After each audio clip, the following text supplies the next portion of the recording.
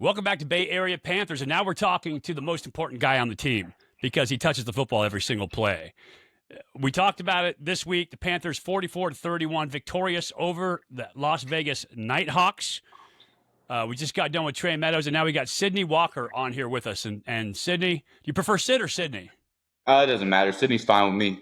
All right. So, Sidney, tell me about your journey to get here with the Bay Area Panthers. I think it's fascinating. I know that you played overseas for a while, so tell me about your journey. Yeah, so my journey coming to play professional football, did a pro day in March of 24. Nothing really came about from that, so ended up getting a phone call, and within 3 days of that phone call, I was in Europe. I played there.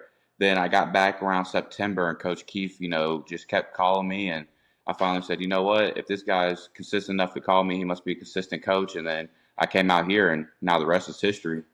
Yeah, so you say you played in Europe. Talk about where you played over there, because this is the part that I thought was fun. Oh, yes, sir. So I played in Finland. Yeah.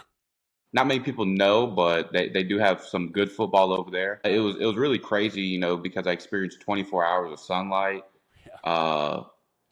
It was just a whole different experience, just from the language to how I'm going to communicate with my teammates. Everybody spoke some form of English, but it was just different than just playing football in America, and everybody understands.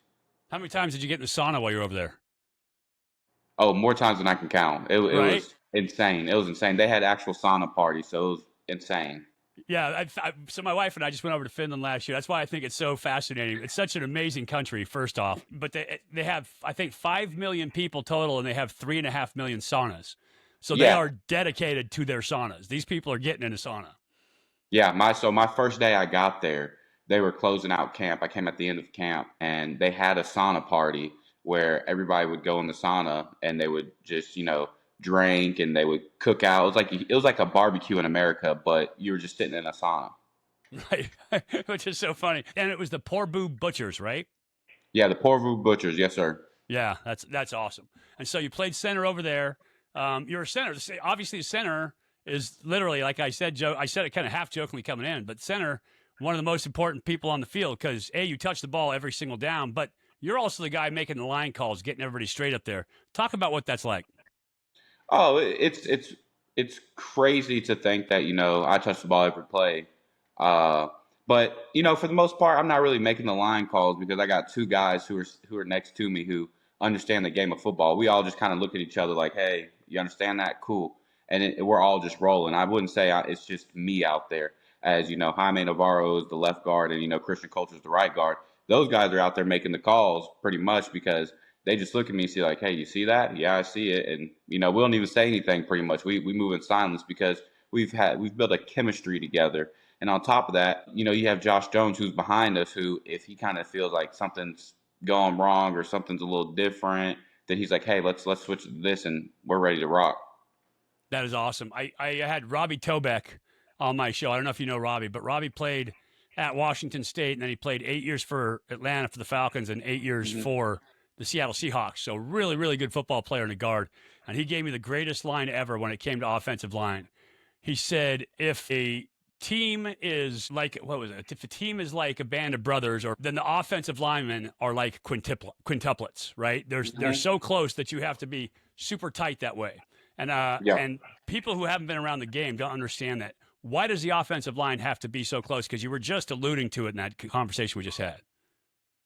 Yeah. So for the offensive line to be close, you have to be close for the simple fact of we got some guy who's behind us that we just met 3 months ago, and he's depending on us to make sure he's safe and sound. But also, there's no like animosity there, because you don't have to have any animosity on the offensive line because that could break everything up. I mean, you think me and Christian Coulter, we lived five and a half hours apart from each other, never met each other a day in our life, and then we come over here, and Jaime Navarro's across the country from us, and we're as close as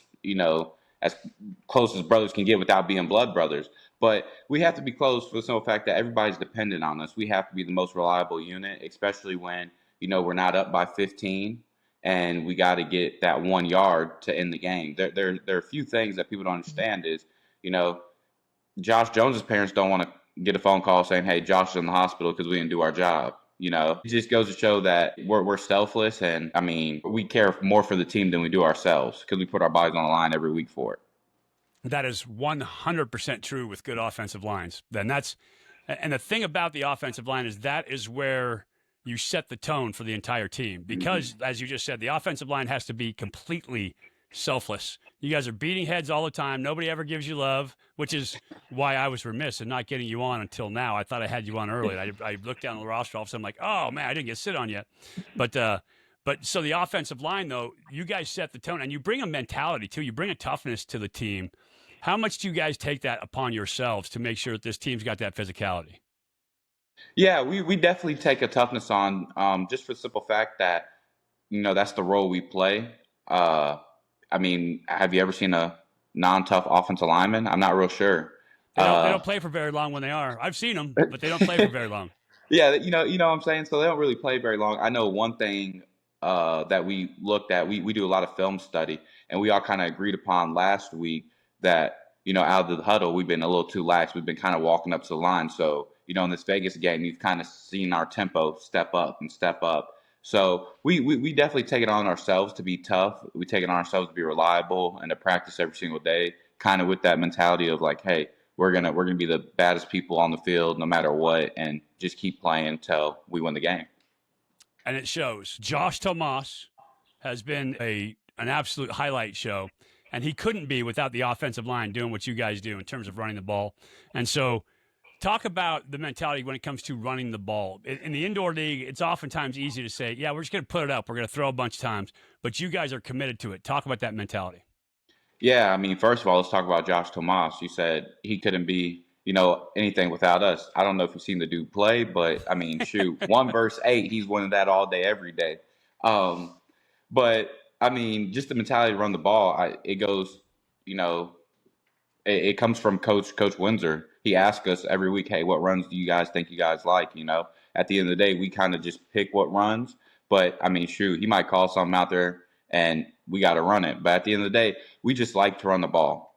When the game is on the line and we need that yard, hey, why put it in anybody else's hands when we can put it in our own and just finish it? Yeah, and it's so key because offensive linemen generally love to run the ball, right? They want to get in those gap scheme runs or get something where they can manhandle a dude and put him on his back. And so your offensive line is particularly athletic.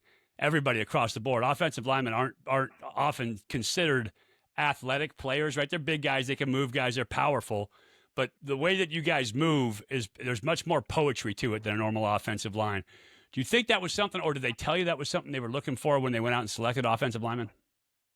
Uh, to be honest, I have no idea. I just know Coach told us, hey, the three that gel the best are the three that's going to play. It doesn't matter if you've been here 10 years, it doesn't matter if you've been here 20 years, whoever three gel the best is going to play. And it just so happened that, us three just gelled the best, and you see we're here playing. At the end of the day, do I think that they were going to do anything? Like, hey, let's find some guys that have a little bit more finesse to the power. I couldn't tell you that. I just know that we just got in and we were like, hey, you know how to play? They're like, yeah, well, I know how to play too, so let's go have some fun.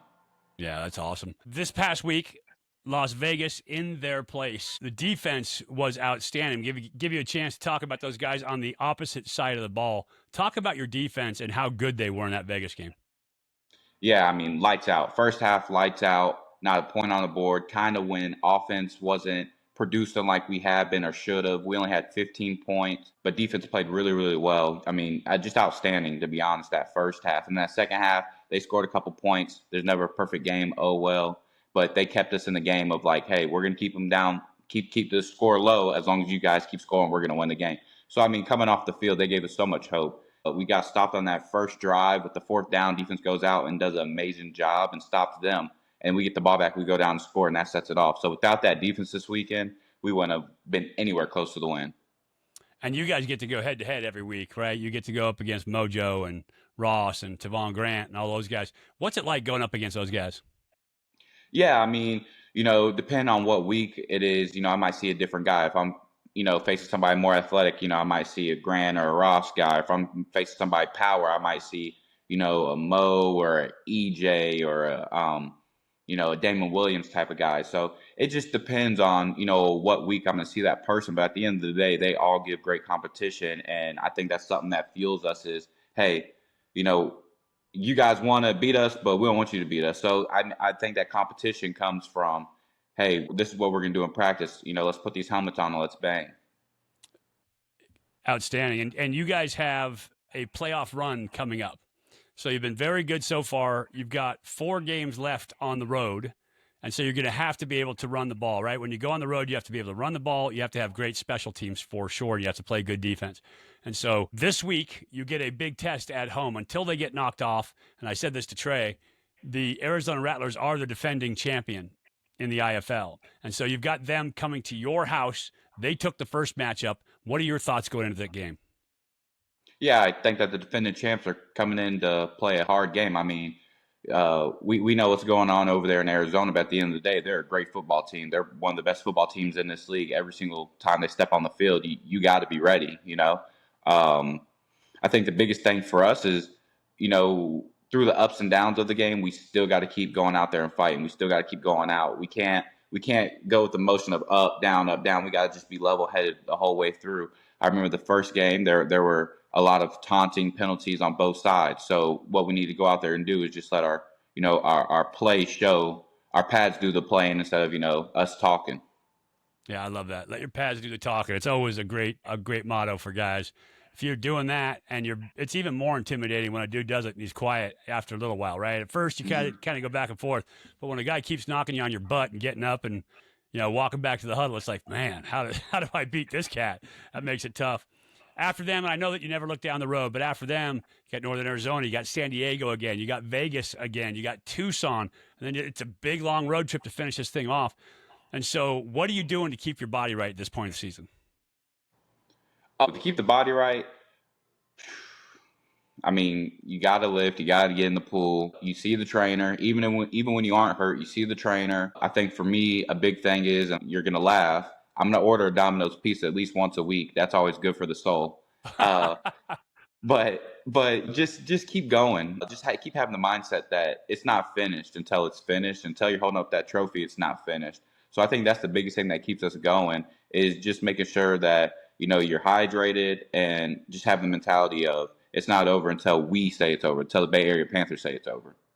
That's outstanding. Well, I look forward to seeing the run because you guys are kind of at the peak of it right now. And when the offense and defense are both firing at the same time, it is super fun to watch. But you complement each other so well. You find a way to make plays around each other. So, Sid, I appreciate you coming on. Great having you on the show. For everybody at home, I appreciate you listening. For head coach Rob Keefe, for Trey Meadows, and, of course, for Sid Walker, don't forget we got the game coming up Sunday, the 22nd, starting at 5. Make it down there. Back the Panthers. They are in the midst of a playoff run. Get some momentum going down there. And these games are fun. So come on down, check them out. If you can't, you can check us out right here on KMBR 1050. Our call, myself along with Kevin Richardson, starts at 4:50 p.m. And until then, and until next week for Bay Area Panthers Weekly, I'm Mike Pulaski, and I'll see you in the arena.